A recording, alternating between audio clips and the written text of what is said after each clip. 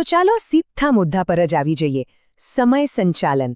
સાચું કહું ને તો આ એક એવી કળા છે ને કે જેમાં જો માસ્ટરી આવી જાય તો એ કોઈ સુપરપાવરથી ઓછું નથી.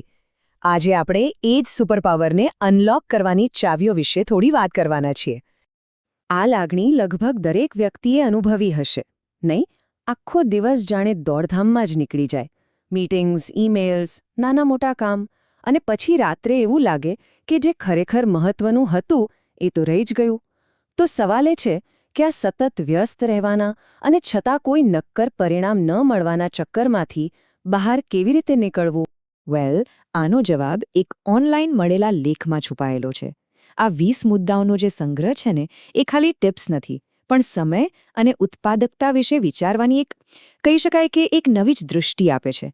તો ચાલો આ માસ્ટર ક્લાસના સિદ્ધાંતોને એક પછી એક સમજીએ. જો કોઈ પણ મોટી સિદ્ધિ હોય ને એ એક નક્કર યોજનાથી જ શરૂ થાય છે. એટલે સમય પર નિયંત્રણ મેળવવાનો પાયો પણ એક સ્પષ્ટ બ્લુપ્રિન્ટ જ છે. તો સવાલ એ છે કે આ બ્લુપ્રિન્ટ તૈયાર કરવી કેવી રીતે?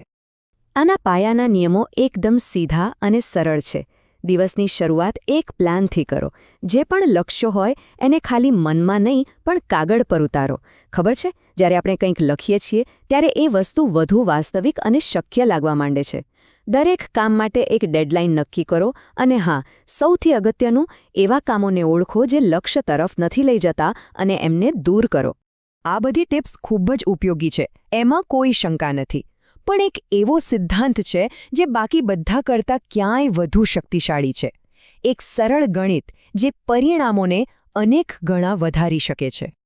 અને એ જ જાદુઈ આંકડો છે 80-20, જેને પેરેટો પ્રિન્સિપલ તરીકે પણ ઓળખવામાં આવે છે. વિશ્વાસ કરો, આ એક નિયમ સમય સંચાલનની આખી રમતને બદલી નાખવાની તાકાત ધરાવે છે. આ નિયમ શું કહે છે? એ કહે છે કે આપણા બધા કામ સરખા મહત્વના નથી હોતા. હકીકતમાં આપણા માત્ર 20% પ્રયાસો જ, હા, માત્ર 20%, એ જ આપણને 80% પરિણામો અપાવે છે. એટલે સફળતાનું અસલી રહસ્ય એ 20% સૌથી મહત્વપૂર્ણ કાર્યોને શોધી કાઢવામાં અને પછી તેના પર જ બધી ઊર્જા કેન્દ્રિત કરવામાં રહેલું છે. ઓકે, તો યોજના તૈયાર છે. હવે વારો છે તેને અમલમાં મૂકવાનો. અને આજના આ વિક્ષેપોથી ભરેલા વિશ્વમાં અમલીકરણ માટે ધ્યાનને એક કિલ્લાની જેમ સુરક્ષિત કરવું ખૂબ જરૂરી છે. ઉત્પાદકતાનો સૌથી મોટો દુશ્મન કોણ છે ખબર છે? મલ્ટીટાસ્કિંગનો ભ્રમ. આપણને એવું લાગે કે આપણે એકસાથે ઘણું બધું કરી રહ્યા છીએ, પણ વાસ્તવમાં આપણું મગજ ખાલી એક કામમાંથી બીજા કામ પર કૂદકા મારી રહ્યું હોય છે, અને એમાં ઘણી બધી માનસિક ઊર્જા વેડફાઈ જાય છે. ખરી શક્તિ તો એક સમયે માત્ર એક જ કામ પર સંપૂર્ણ ધ્યાન કેન્દ્રિત કરવામાં છે.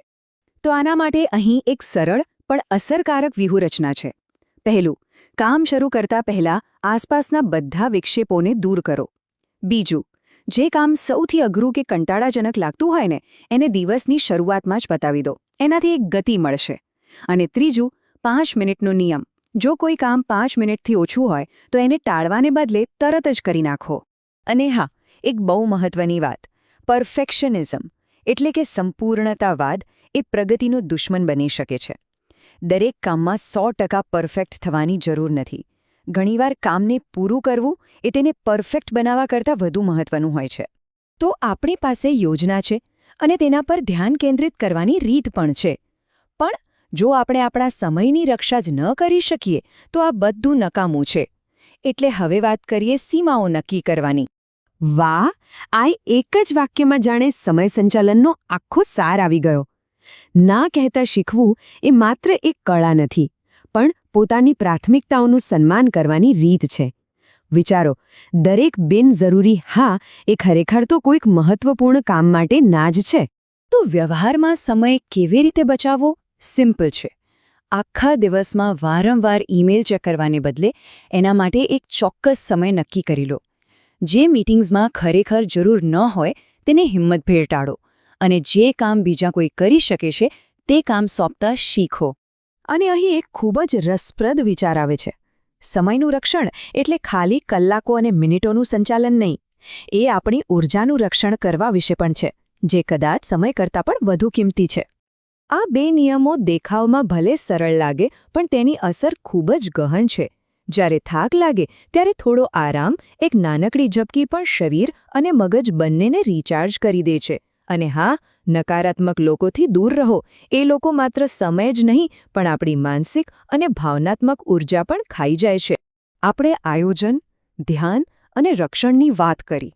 પણ સવાલ એ છે કે આ બધી મહેનત શા માટે?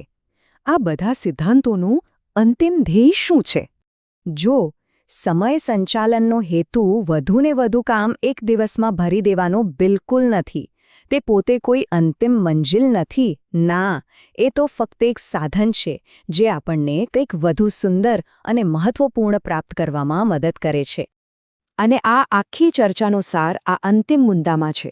સમય પર નિપુણતા મેળવવાનું અંતિમ કારણ એ છે કે જે કામથી આપણને ખરેખર પ્રેમ છે, જે આપણને આનંદ અને સંતોષ આપે છે, તેના માટે વધુ સમય અને સ્વતંત્રતા મેળવી શકાય.